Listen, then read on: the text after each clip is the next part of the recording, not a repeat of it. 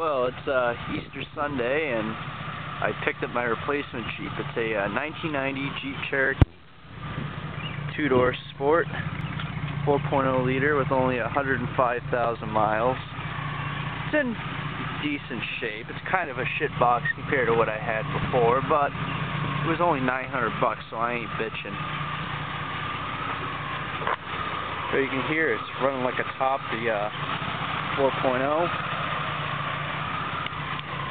Got some nice wheels on it, some nice rubber. Guy even threw in a 3-inch lift kit with it. I don't know if I'll put that on yet. Kind of a little rusty underneath the floorboards. Actually, the floorboards in this car for a Cherokee of this vintage are actually in pretty good shape. They're not even rotted. Yeah, and otherwise, this is the inside. Low miles. Got a good radio in it. And it's kind of a shithole right now because I just switched out of my Mitsubishi into this car and I just haven't had time because it's Easter Sunday, so figured I'd make a quick video. But I find it kind of funny how they use GM keys. I think that's pretty funny. I gotta get used to using two keys, you know, one to get in and this one to start it. But yeah, it's got a GM steering column. And that too. It's got a lot of GM shit in it compared to my other one, but I'll start it up for you. Got that nice scary door buzzer.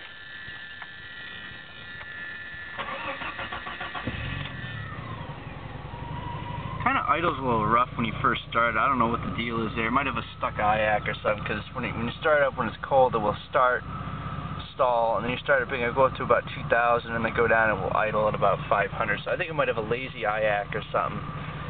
When I had time, I'll clean the throttle body. It's got all crank windows. The one thing I wish it had was opening vent windows. I wish these opened, but I guess you can buy them, so I plan on doing that. Here's underneath. Not very rotted at all.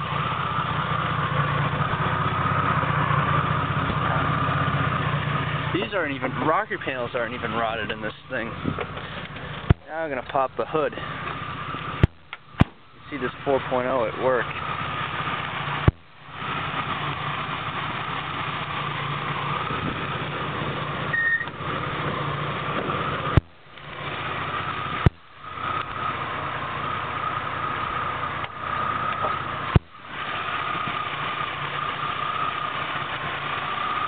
Optimal deep cycle battery.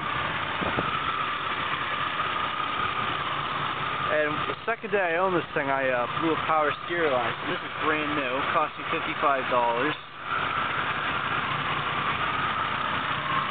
Very old school.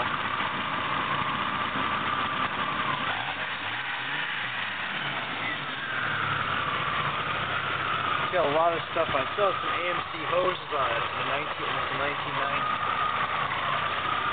Still have some AMC hoses on it.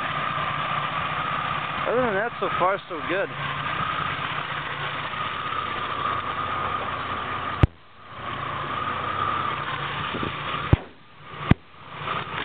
This engine's in wicked good shape because the guy from brand new, well, the son of his dad bought it brand new. The guy bought it off of, and they always use synthetic in it. It was brand new, so since it was new, it's always had synthetic in it.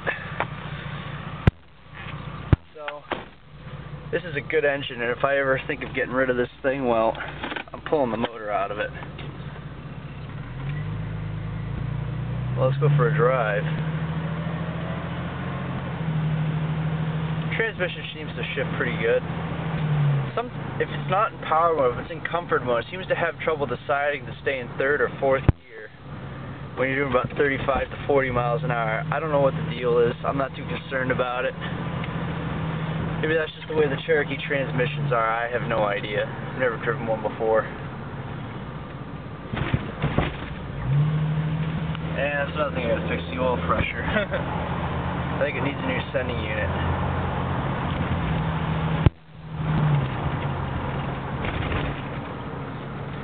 Oh yeah, since we're in Massachusetts, we gotta buckle our seatbelts, otherwise we'll get pulled over. Fucking yay.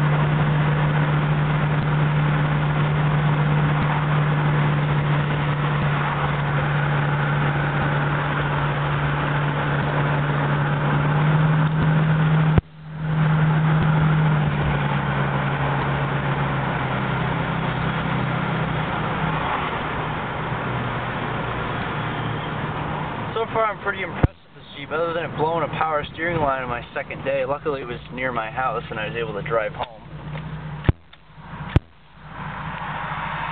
Wish this thing had cruise control, but it doesn't.